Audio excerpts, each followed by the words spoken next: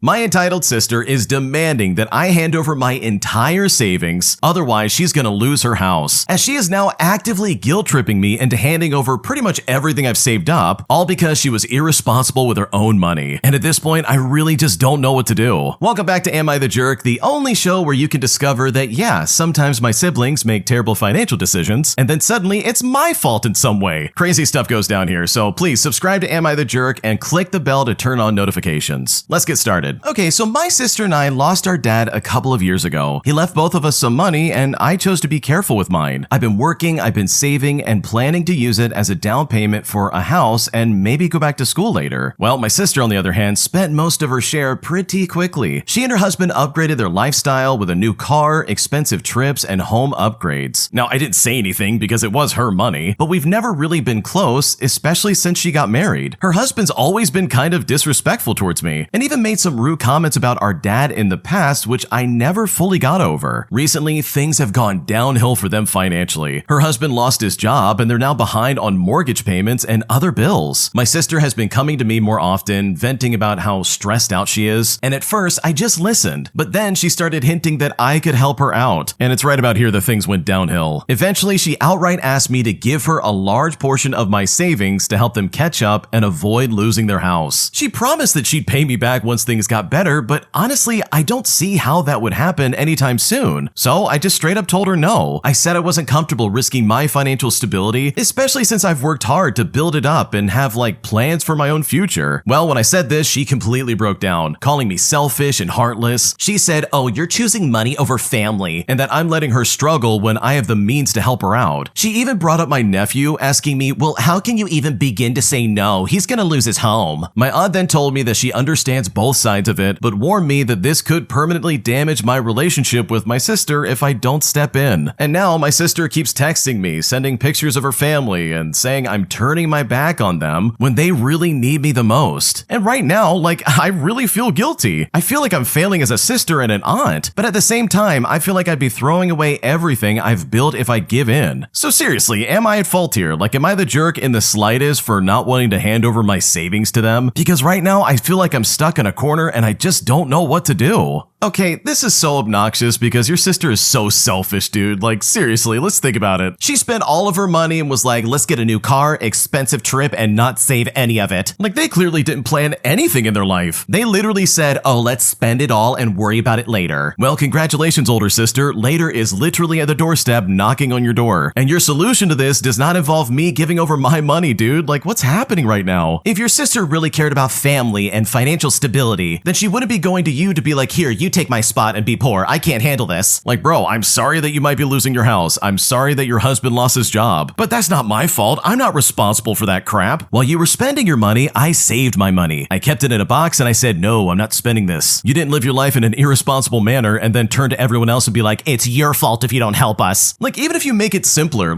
if your sister crashed her car because she was being neglectful and then said, oh, you need to give me your car, otherwise we're gonna hate you forever. It's dude, I literally watched you crash your car. Why on earth would I give you mine? Because that's what's gonna happen. She's gonna take your money and she's gonna use it to fix up her life, and then she is never paying you back. I just guarantee it. I can see it right now. She clearly is not responsible. She is completely out of her mind. And the fact that she's trying to be like, wow, you saved your money and now it's time for you to give it to me. No, I don't think so. You're not the jerk here. This is some stupid behavior, and I understand that she's probably desperate, but my God, this is not your fault and it is definitely not your problem. If you like Am I the Jerk and what we're doing over here, please check out Am I the Genius. It's going to be linked down below in the description. Just click and go ahead and subscribe to them. And also, if you have your own stories you want to submit, go to AmITheJerk.com/submit if you want to submit your own stories. We're reading them all the time and we're picking out the best ones, so trust me, we would love to hear what you have to say. My colleague literally steals my book off my desk and ruins it, bending the spine of the book and the pages in a way that made me take it back immediately. And now there's some drama in the office and I'm wondering if I really am to blame. Here's basically what happened, and yes, I'm still pissed off about this. Okay, I share a workplace with a colleague who sometimes just takes things off of my desk. And honestly, it all started off really small with stuff like a pen or a charger. And each and every time there was a quick apology and a comment like, oh, I'm sorry, we just always share share the same space anyways. And sure, I didn't really agree with this, but I just decided to let it go. Well, a few days ago, I noticed a book from my desk was missing. It's not an expensive book, but it means a lot to me. Later on, I saw it sitting on my colleague's desk, with the pages folded and the cover bent. Well, when I saw this, I asked for it back. And it's here that my colleague let out a laugh and said, "Oh, I'm actually still reading it." And this is where I got really frustrated. So I just walked over there and I picked it up, and I said, "Hey, do not take my things without asking ever again." Well, things got really quiet after that. Someone else later told me that I made a bigger deal than it needed to be. Now, I keep thinking about how my book looked and how annoyed I felt in that moment, but I also wonder if I came off just a bit too harsh. So am I the jerk for taking my book back in the way that I did? Because I honestly don't know if I went about this in the wrong way. No, you didn't do that wrong. Dude, as someone who loves to read, the second I would have seen that book bent up and like the pages bent, I would have been like, oh, it's on. Like, imagine something collectible of yours that you're like, man, this means a lot to me and it's really something special. And then someone takes it and starts bending it. Like, I don't want to be the selfish child with the toys, but like, these are my toys, don't bend them. If you bend my toys, then I'm gonna bend you. Like, what are we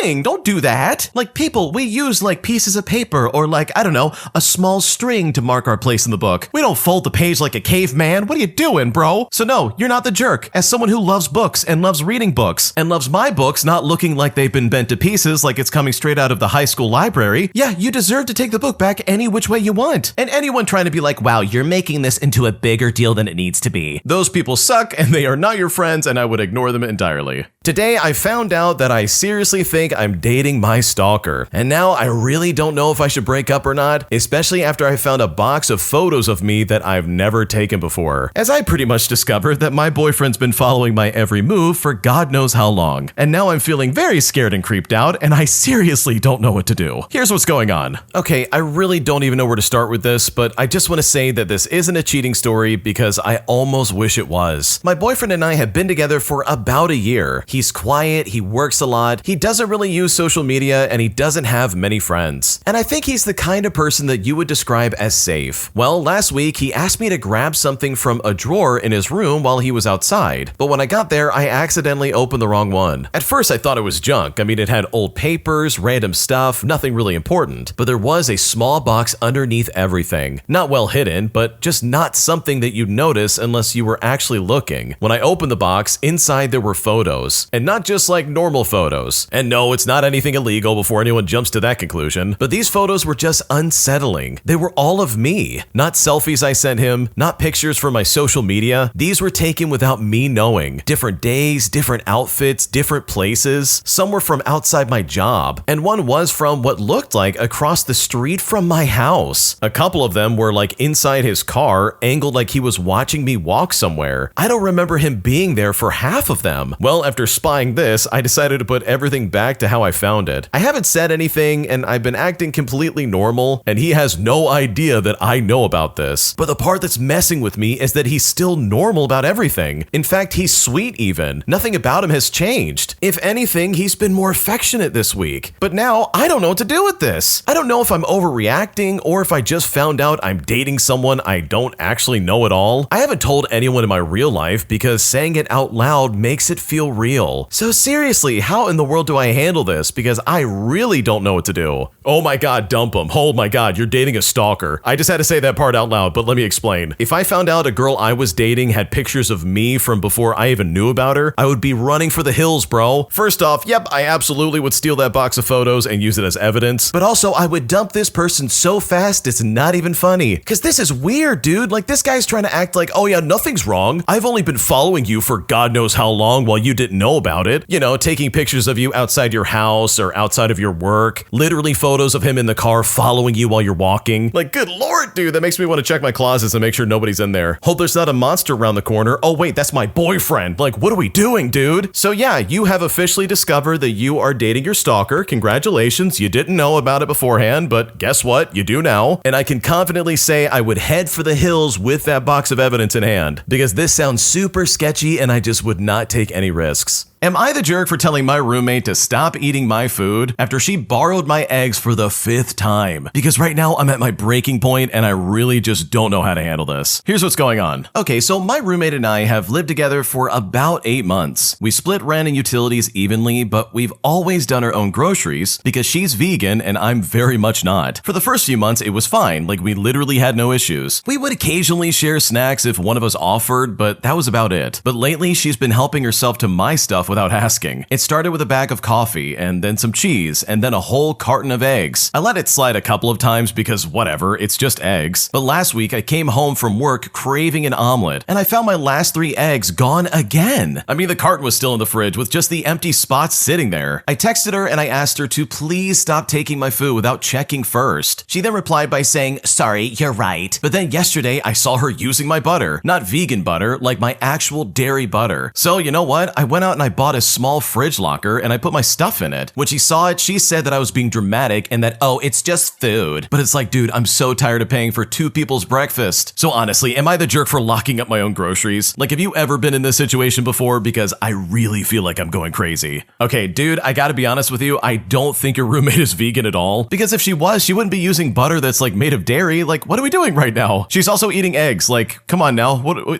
She's cheating. She's cheating. Officer, that's the one right there. Like, literally, what are we doing? I'm pretty sure you can't have eggs if you're vegan. Like, are you actually a vegan lady? Or are you just saying that to be like, this is my quirky personality? Because if that's the case, it's time to break loose and run. Bro, get out of there. Performative fake vegetarians or vegans are like the most annoying people because it's like, yeah, for the 12th time, I know, I get it, you're vegan. I don't care that much, please. So no, you're not the jerk for locking your food up. Dude, she's stealing from you. She's cosplaying as a vegan and trying to sit there and be like, it's just food. Like, that is super weird, and honestly, you deserve a better roommate. Am I the jerk for not giving an old lady some cookies I was trying to buy? All because these types of cookies were one I've waited all year for. Because right now, I kind of feel bad about it, and I'm not sure if I'm in the wrong. Here's basically how it all went down. So around St. Patrick's Day, Pillsbury releases the Lucky Charms sugar cookie dough with the marshmallows. They're my absolute favorite cookie. And since they only bring them out like once a year, I try to stock up when they're on sale and usually get 1 or 2 packs depending on the promotion or the sale. Well, last year in June, I was at the store and I saw 7 packs of them unpriced in a cooler. I knew they were probably on sale, so I put them all in my basket and I asked a nearby associate if they knew how much they were. So she took a pack and went into the back to find out. Now, across the cooler, there was an old lady who had not really been interested in any of the cookies and only glanced at them as she passed by. She noticed me talking to the associate and asked about what I was doing. And I told her about these cookies and I said, oh, they're usually sold around the holiday. She then came around to my side of the cooler just as the associate came back, but was walking past me and the cookies. Well, the associate then told me they were now under $2, and oh my god, I was so excited. I thanked the associate and I started to walk away. Well, at this point, the woman stops me and asks for some. Now, she is polite, so I just give her one of the packs, but she reaches for another one, and this is where I say, oh, I'm so sorry, but no. I then explained that this is a treat I very rarely get to indulge in, as I don't buy any other types of these cookies that Pillsbury releases. But when I said that, this is where everything kind of exploded in my face. She got very upset and said something along the lines of, people like you don't deserve good things.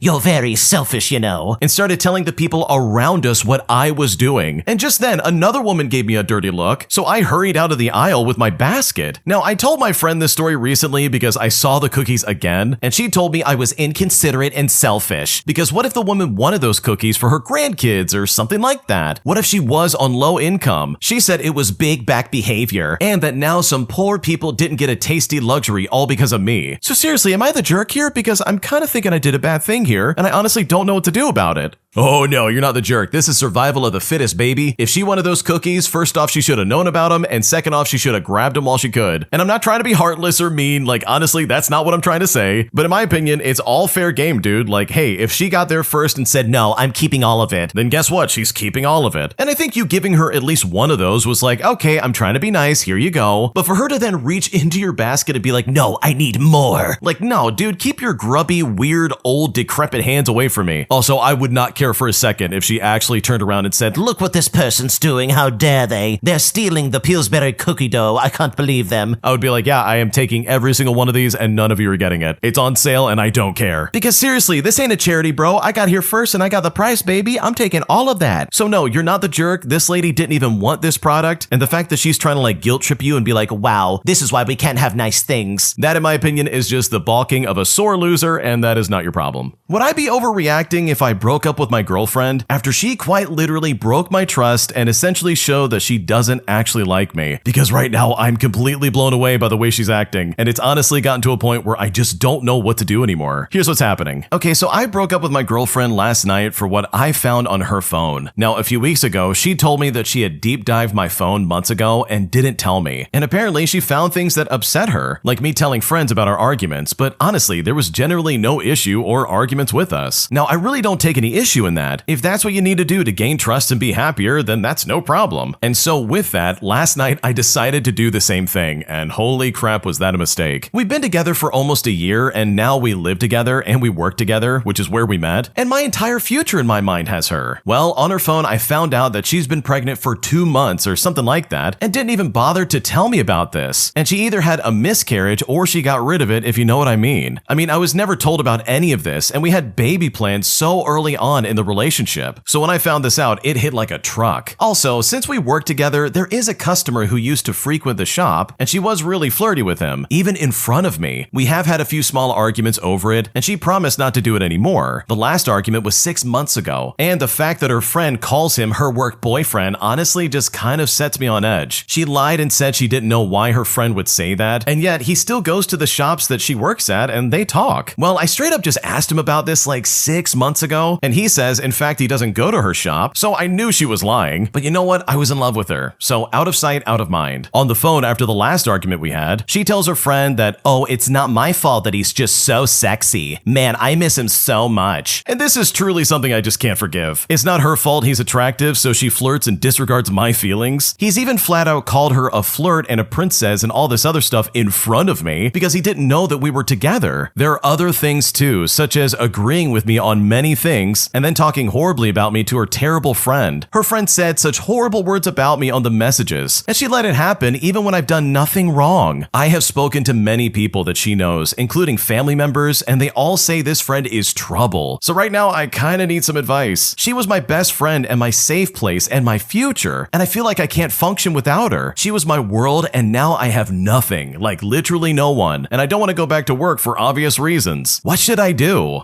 Okay, seriously, first off, I'm so sorry this happened because this is crazy. But you really need to realize that no, she's not your safe space anymore, dude. She literally probably got pregnant with someone else's kid and then got rid of it or it didn't work out. And she's clearly not loyal because look at the way she's acting, dude. She's actively flirting with other guys in front of you. Like, that is crazy, dude. If someone tried that with me, I'd be like, hey, you see that lady over there? That's my girlfriend. I'm not interested in you. Or at the very least, make it painfully obvious that no, I'm not interested. But instead, she's almost like accepting it like, oh my god, he's such a work boyfriend, what do I do? Like, what is this kind of like pick me energy? What are we doing right now? That's weird. So in my opinion, if I was in your shoes, I would start looking for a new job immediately. Like, if you really do live with her and your entire world revolves around her, then dude, you need to start like expanding out. You need to find a new safe space and a new place of security because holy crap, she ain't it, brother. She literally doesn't respect you, and in my opinion, she's like 2 steps away from just blatantly cheating. So yeah, dude, I would start getting my crap in order and get out while I can because this sounds super sketchy and I'm so sorry you're dealing with this. Today, I messed up by kissing my friend because I was 100% sure he was about to kiss me first. And now I feel like I've blown up my friendship with this guy and I just don't know what to do now. Here's what happened. Okay, so this happened 3 days ago, and at this point, I want to move to a different country, bro. Okay, so there's this guy in my friend group, and we've been friends for like a year and a half, and there's honestly not been anything weird, except lately it felt like something kind of shifted, or at least I thought it did. He was texting more, finding reasons to sit next to me, did this thing where he would would fix the hood of my jacket when it was like half stuck in my collar, which like seriously, who does that platonically? Like who, really? So last Friday, we were at a pregame at our mutual friend's place. It gets late, people leave, and it's just me and him out on the couch. We're sitting close, we're talking about nothing, and he suddenly gets this look on his face. It's kind of soft, kind of serious, where he's leaning slightly and suddenly goes quiet mid-sentence. And I've never been more sure of anything in my life. So in that moment, I kissed him. But guess what? He didn't kiss me back. It's not like he pushed me away, but instead, he just froze. Then he pulled back a little and did the sharp exhale and said, "Oh." One syllable. Just a single O came out of his mouth. And my God, I wanted to dissolve into the couch cushions and become part of the furniture forever. It turns out that he was about to tell me that he likes me as a friend. He actually wanted my advice and was working up the nerve. Like that was the look he had on his face. That was the quiet, expected like feeling he had going on. He was nervous talking about another woman. Well, I had to sit there for another 45 minutes because I couldn't leave without making it weirder. We then pretended to watch something on his phone, and my God, I could like seriously, I don't even know what it was. I was not processing visual information at this point. He then texted me the next day and was like, "Hey, are you okay?" And I just said to him, "Haha, yeah, it's fine. No, it's totally okay."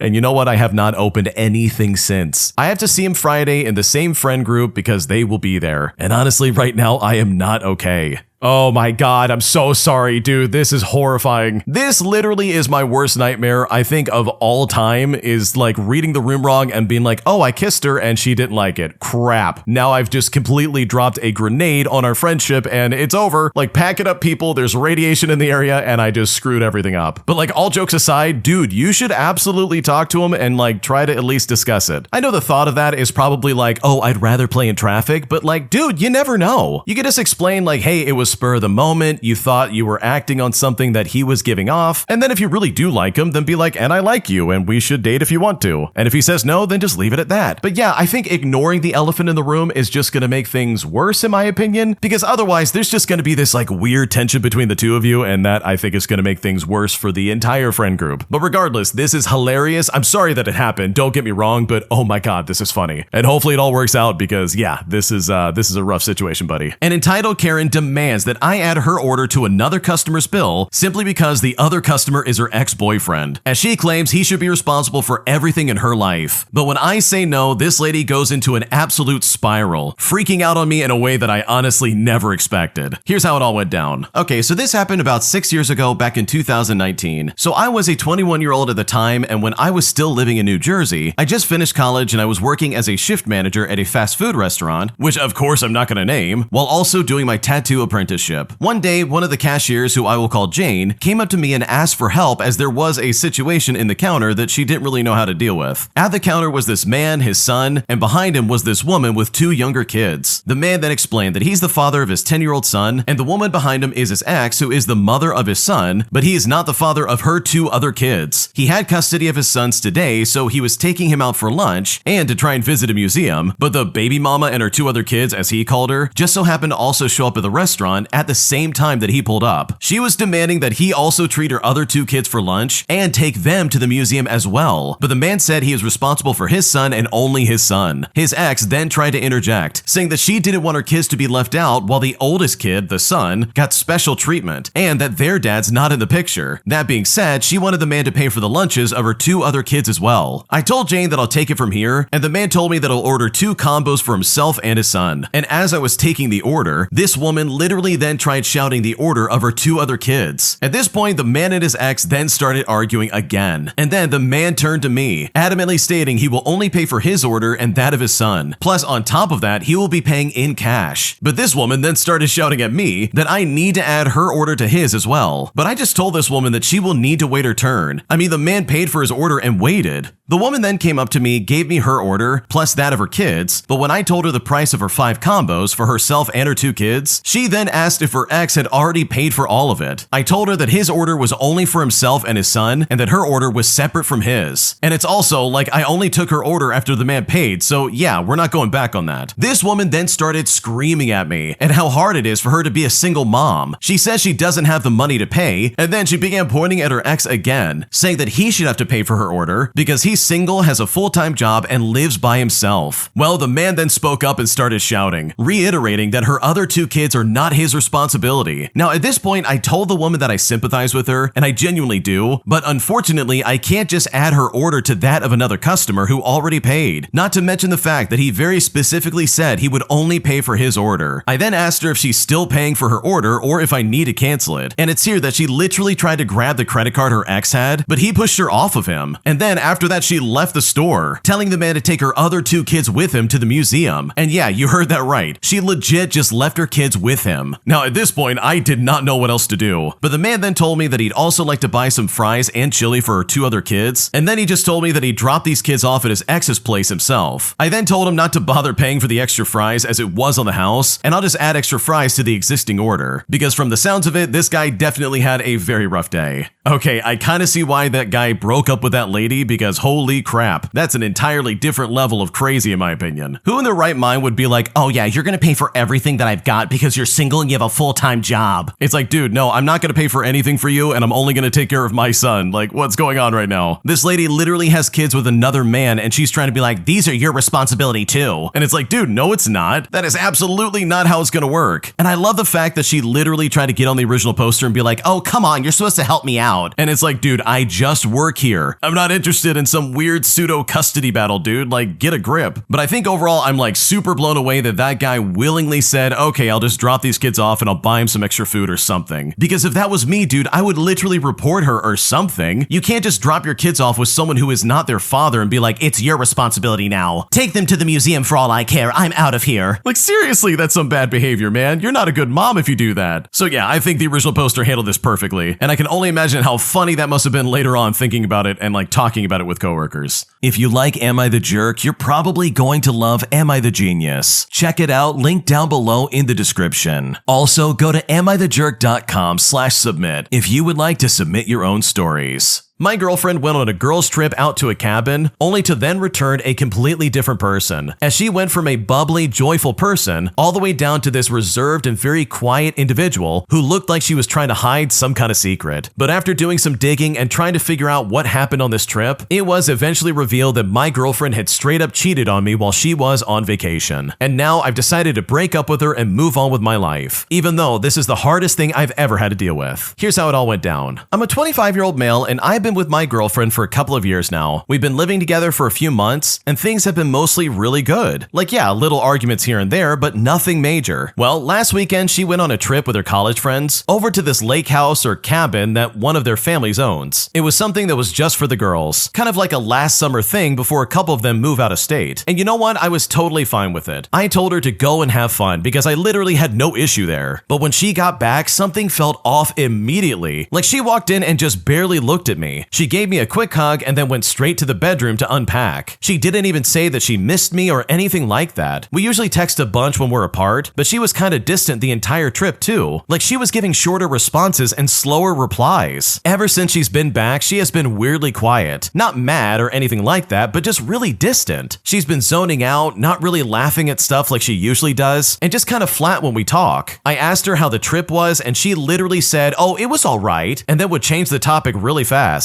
There were no stories, no funny moments, no pictures, no nothing, which really is super unlike her. She normally comes back from an outing with like 10 stories and a ton of photos. The other thing is that she's been journaling a lot since she came back, which again, it's not bad, it's just something new. She's always kind of been into mindfulness and stuff like that. I then asked her if everything was okay, and she just said that she's tired and processing a lot at the moment, which is kind of like, okay, whatever that means, I guess. I tried pressing gently, and she told me I was being overly clingy and that she just needs a bit of space. Now, I've never been called clingy before, so that really stung for me. I've tried asking her friends if something happened, but they kind of just brush it off and tell me not to worry. So now I'm just sitting here like, okay, what happened on that trip that made her come back a totally different person? She's not mad at me, I think, but it honestly feels like she left as one version of herself and came back as an entirely different person, and she simply won't let me in at all. I'm trying not to make a big deal out of it, but I feel like I'm being iced out and I have no clue why. What should I do? Before we go any further, further, the original poster has an update they'd like to share, and honestly, things get kind of weird. Here's what's going on. Okay, so first off, I want to thank everyone who commented or messaged me, because every little bit helps me when it comes to talking about this. I read everything, even if I couldn't reply back to everyone, and while some of it did help, other parts of it really made me feel worse. Okay, so here's the update. It wasn't really a planned discussion or anything like that, but it just kind of happened out of nowhere. Now, I had earlier asked one of her friends if something was going on, and she again just didn't really open up, but told me it wouldn't be her place or job to say if something did or didn't. Now, I thought I wouldn't really get anything out of her, so I just kind of said screw it, and I would just try and talk to my girlfriend later on. Well, she then came home from work and was just acting off again. You know, the usual I've been dealing with ever since this trip. She barely said anything, didn't really eat the dinner I had prepared for her earlier, almost immediately went for a long walk outside, and afterwards went straight to the shower and spent a long time there. Later, she kind of just stayed in our bedroom laying about and not really engaging with me at all. I haven't seen her writing in her journal at all today, and honestly, I don't think much of it. I then went in after a while just to ask her about her day gently, and no, I wasn't pressing her or bothering her about it. Just calmly asked if she could please just talk to me, and that I care about her and how she feels. I told her I wasn't trying to fight or blame anything on her. I just wanted to understand what's going on, and since we always share everything, it's unfair to keep me in the dark like this, and that I'd support her either way, whatever it is. Now, she didn't say much. She kept mumbling about not knowing what to say, wasn't really feeling it as she was tired, etc. So I stepped back, I spent some time on my own, and I decided to go for a walk. But eventually, later today, she started opening up a little. I guess she had enough time to reflect and gather her thoughts. I'm not going to try and put every single word she said here in quotations, because it kind of feels personal, but also, I'm still trying to process it myself. But basically, yeah, something did happen on the trip, and something happened with her and the girls. She didn't say word for word what she did in detail, but she made it really clear that it went way past what would be okay in a relationship. And from the sounds of it, it's like way past what would be okay. There was plans of drinking during the trip, and I know my girl drinks and I do too, but it's never been a problem. I was expecting it, and I think it's normal, and I encourage her always to have fun if she wants to, since, you know, I trust her. She's been to raves and parties, etc., and I've never seen a problem with that at all. It's not my right to limit her hobbies, even if I don't always match her energy. And mind you, she has never been a heavy drinker, at least not around me, and we've never had to talk about her alcohol usage. She's been a well-behaving adult for all of our relationship, and if she has been drunk, it's always stayed well within the limits of good taste. Well, she then said that what happened wasn't planned, and that it just kind of did, and that she wasn't herself, which honestly just made me feel a knot in my stomach, like she was preparing me for something really, really bad. So I encouraged her to just say it, that she has already said enough for me to not back down now. I mean, I really deserve to know about this. She then said that the trip honestly went well regarding the original plan. They drank, went to the sauna by the lake, they swam around, they played games, they hung around like normal, and it doesn't sound awful, right? It sounds like a normal weekend trip with a bunch of friends. So then, later that night, they had been drinking more, they were partying and listening to music, enjoying themselves, and some of them were drinking and hanging out in the hot tub, while some of them were hanging out inside the cabin playing a board game and talking. Now, my girlfriend kind of talks in circles about this, and tries proving during our talk how it was in the end a good trip, and that they all really did enjoy it. But eventually though, she gets to the point and tells me why she's been so down. Later in the evening, someone had suggested they do a drinking game, and honestly, I don't see any issue with that, since I like partying and I like games too. It's all this good fun within these set limits. They had played bottle spin, the usual, with an added twist of drinking or doing the dare, and a couple of the girls were pushing it and encouraging it. She admitted she went along with it and wanted to play along, but the way she said it honestly makes me just feel like, man, I don't know. She really looked ashamed of herself and kind of said it in a quiet tone. The dares had been innocent and normal at first, kind of the tame stuff that you might expect, the usual that you hear everywhere. They would ask questions like, who's your celebrity crush? What's your darkest secret? Sing a particular song, and I imagine the rest would be along those lines. But eventually they had gotten out of hand as the game went on and more drinks were consumed. Some of the girls then started to dare the others to kiss each other, pick out who they would F, marry, kill, if you know what I mean, pour out drinks into each other's mouths and stuff like that. And obviously it sounds like to me something that can lead to something very bad very quickly. My girlfriend then says she didn't know better or deny a good time. She says she felt it was fun in the moment and didn't feel that she did anything wrong, and it was all consensual and nobody minded it, and that it's normal for girls to do after getting tipsy, and that she doesn't even remember everything that well, and apparently had a hangover the next day, and says she isn't really sure if she did anything at all. She then said that she felt bad because she obviously doesn't like the girls that way, or she would say that she normally doesn't do these kinds of things, and only kind of watches from the side. She never explicitly says what she participated in, and what exact action actions she took during the game, but she talks like she's guilty, so it's all just a bit confusing. Well, there was one girl there with them on the trip who we will call Ellie for the sake of the story. Now, I've met her and she's the fun, easygoing type of person, and the one I mentioned earlier in my post that doesn't seem like she would hurt me or her in any kind of way. I then asked my girlfriend if she was there since I know she was with them, and that I wanted to know if I was totally wrong about her. And honestly, I wanted to know if they all sucked and played along knowing that she has a boyfriend. My girlfriend then said that Ellie had not participated and kind of left the cabin when things started happening. Apparently, she had mentioned that she was not feeling well and that she would be sitting this one out and just kind of left and came back later in the night. They had talked later that night outside, but says that nothing happened between them, which honestly I completely believe. I don't know why she brought it up since Ellie's actions don't sound suspicious anyways, and I would not have expected her to do anything between them, so this just kind of felt like a weird extra detail that she added in. My girlfriend then said that she hasn't talked to her or the girls much after the trip, and I want to take a step back just to let everybody know that I didn't yell at her or get angry, but instead I just kind of sat there. I didn't know at first how to respond since she just didn't sound like her usual considerate self. She kept saying that she didn't know why she shut down, and she's been feeling horrible ever since then, that she didn't know how to tell me, and that she has needed time to word her thoughts. Well, we've been distant with each other ever since we had the talk, and it's just this heaviness between us ever since she got back, and now I know why. And I really just don't even know what to do now. I told her I needed space and I went for a walk. I then came back and just kind of sat there in the living room, not really even looking at her. Now, am I treating her the same way now? I mean, I'm shutting her out, I'm ignoring the problem, you know, the elephant in the room, not acknowledging that things are kind of messed up, because obviously I should not be okay with this. I don't see a life without her, so her behavior is really hard to accept. It makes me question if I should sleep somewhere else tonight, or if I should break it off immediately. I mean, everything is just so messy in my head, and I don't know what to do or even how to approach it. I've really never been the confrontational type either, and even through all of this, I really do love her. Like seriously, I really do, but I don't know if I can look at her in the same way again. Not just because of what she maybe did, but because she came home and shut me out. Made me feel like I was crazy for even noticing that something was wrong. I feel like this is something she should have told me immediately, because this obviously affects us. And honestly, I don't even know if we're going to be a thing after this. We've set clear boundaries in our relationship and never crossed them. And the fact that she's still leaving details out is really bothering me, and I just don't know what to do. Okay, before we go any further still, the original poster has a final update for this entire story. To give some additional context, they've tried to reach out to Ellie to figure out exactly what's going on, you know, because the girlfriend is not giving any information. And essentially, Ellie confirmed that more people were joining them over the weekend, which was more than just the initial girlfriend group. And then basically just went back to him and said, okay, go figure this out with your girlfriend. I don't really care about this situation. So we essentially know that yes, the girlfriend did something, and then yes, there were more people there than anyone expected. And with that bit of context, this is the final update the original poster had to say. Here's what happened. Okay, I want to write this down for closure for myself and for the people who followed this, because this is a lot. I'll be staying somewhere else for a couple of days, maybe even more, before starting to make preparations for splitting off. I finally had a proper conversation with Ellie, and it wasn't quick. We talked all evening, and she didn't seem to want to at first, but eventually she opened up. She was the only one who wasn't drinking or participating, and I respect her for being so straightforward with me. She then told me the following. The group was drinking heavily, and at one point, some of the girls invited a few guys over who were staying nearby. And yes, these are guys that I had no idea would be there at all. Ellie then says that she's not sure if this was part of the plan all along, or if it was the girls' idea to do so in the moment. At the very least, she didn't know about it beforehand. And apparently, the drinking game started getting more intense with the guys involved. Well, according to Ellie, my girlfriend ended up making out with two different people. One of the girls, who, by the way, it's the same girl who told me not to worry about it and wouldn't give me answers when I contacted her originally, and on top of that, she made out with one of the other guys. Apparently, there was a lot of touching that wasn't just playful. As far as Ellie knows, my girlfriend didn't spend quality time with anyone, if you know what I mean, because Ellie says that she left and didn't know the happenings afterwards. But this was far past anything I would ever be okay with, and definitely past anything we ever agreed was acceptable in our relationship. What hit me the hardest was how, according to Ellie, my girlfriend wasn't even that drunk at that point. Tipsy, sure, but not blackout or out of control. She had been laughing, very involved, and didn't seem pressured. She definitely wasn't out of it like she tried to make it sound. Ellie left because she was uncomfortable, and when she returned later, my girlfriend was still in full party mode, and talking was all blurry, and she was just a complete mess. I talked with my girlfriend, who is now my ex-girlfriend, over the phone, but all I got was mumbles or silent treatment. I even told her straight up that I know what she did, and that she could at least admit it to me before I break it off. I asked if I meant anything to her, or if all of our time time together has just been fake or just some kind of act for her. I asked her about how long she's had problems with her drinking, since I've always thought of her as a mature and smart woman. Well, when I asked this, she was sobbing and told me she could help me understand if I came home and that she could make up for it. And even if she did do it, she still loved me. So honestly, I'm just completely done. I can't stay in something where I'm lied to, gaslit, and made to feel like I'm overreacting for noticing something is off. She came home and shut down instead of being honest. She let me stay confused even when trying to comfort her, not to mention that she should have been honest the second she walked through the door. Not that it would have made anything right about what she did. But regardless, I'm thankful for all the messages I got and all the support I received, because this has been very rough and incredibly hard to handle. Holy crap, dude. Like, this is some serious stuff going on, man. Like, the original poster was spot on from the very beginning. They knew that something was off, but they just simply couldn't prove it. They literally said, okay, something's weird here. What's going on? You literally are not acting like yourself. Like, just tell me what's going on. And yet the original poster's girlfriend could not do it. She knew she was like completely screwed and she ruined her relationship, which, by the way, good for the original poster for breaking up with her. This is some toxic, crazy behavior that you do not deserve in the slightest, dude. Because at the end of the day, you absolutely didn't do anything wrong. Your girlfriend cheated on you 100%. So hopefully life gets better for you moving forward, and I'm honestly so sorry that any of this happened, because I'm sure this is devastating for you and incredibly hard to deal with. Am I the jerk for refusing to pay for my brother's computer repair after he refused to help me when I needed him the most? Because he's now saying that I'm being unfair and I'm holding it against him, despite the fact that what I needed help with was really important. Because right now I really don't know what to do. Here's what's going on. So my brother and I have had a rocky relationship for several years. Recently his computer broke down and he asked me to help cover the repair cost, which would be about $400 because he can't really afford to buy a new one. But here's the thing that's really causing problems with me. 6 months ago, I had an emergency. I was stuck at home because my heating broke during a freezing night, and I called him for help. And for reference, he knows that kind of stuff. Well, when I called him, he refused to come by, saying that he was too busy. I ended up calling the technician, which seriously set me back a lot financially. But now that he's asking me for money, I'm just telling him no. And no, this is not something he could fix himself because he doesn't understand anything about this kind of thing. Well, when I said no to him, he got angry and said I was being unfair. But I just told him I'm not willing to help out after how he treated me last time. But I will say, on the other side of this, I also think if I help him now, maybe he'd be kind enough to do the same thing for me when I need it. So seriously, am I the jerk for not giving my brother $400 for his computer? Because I'm really not sure where to go with this. No, I don't think this is something you need to worry about. This is literally just a computer that, from the sounds of it, is not something he needs for work or anything like that. Because if it was for work, then I guarantee you they would fix it and like repair it if they needed to. If anything, it's just a personal computer that he wants working, and he's just going to you looking for $400 so he can have what he wants. But that is so different in my opinion compared to what you went through, because literally you're dealing with no heating and a freezing house. Like, that is absolutely not even close to the same thing. And for him to even begin to compare the two is just so weird in my opinion. So no, you're not the jerk for not giving him money, because it doesn't sound like he would ever return the favor. And I guarantee you, even if you did help him out, chances are he definitely would not return that kindness at all, and you would just be wasting your time and money on something that he could easily figure out on his own.